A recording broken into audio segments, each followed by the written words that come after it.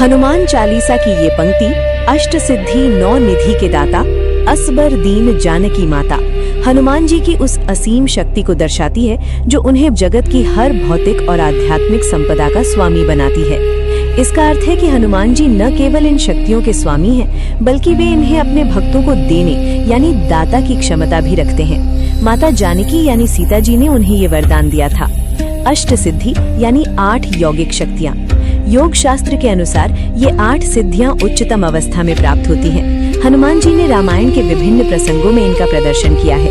अणिमा, अपने शरीर को अणु यानी मच्छर के समान अत्यंत छोटा कर लेना। महिमा, शरीर को अत्यंत विशाल और पर्वताकार बना लेना। गरिमा, अपने शरीर के भार या वजन को अनंत गुना बढ़ा लेना। लघिमा, शरीर को रुई के समान हल्का कर लेना ताकि हवा में उड़ा जा सके। प्राप्ति, कहीं भी बिना रोक टोक पहुंच जाना और पशु पक्षियों की भाषा समझ लेना। प्राकाम्य, पृथ्वी की गहराई से लेकर आकाश की ऊंचाई तक विचरण करना और मन की हर इच्छा पूरी करना।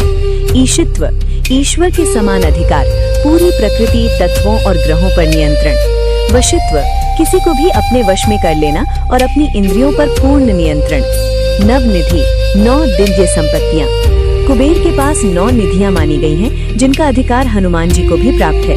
ये 9 प्रकार की संपन्नता का प्रतीक हैं। पद्मनिधि, सात्विक धन और दान की प्रवृत्ति। महापद्मनिधि, धार्मिक कार्यों में लगने वाली अपार संपत्ति।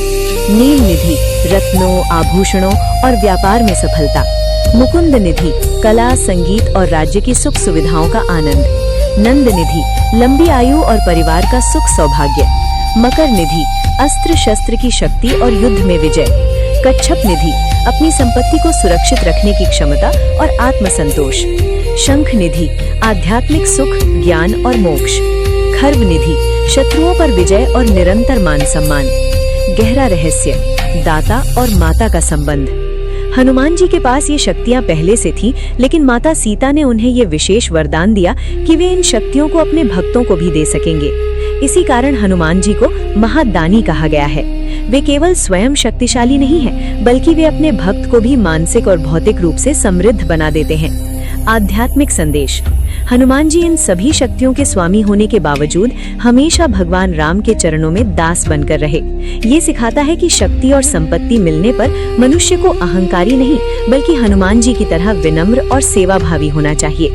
यहाँ दी गई जानकारी विभिन्न शास्त्रों, पुराणों, प्रामाणिक पुस्तकों, हिंदू दर्शन और लोक मान्यताओं पर आधारित है तथा सभी जानकारी सामान्य ज्ञान, शैक्षिक उद्देश्यों एवं सामान्य जागरूकता बढ़ाने के लिए है।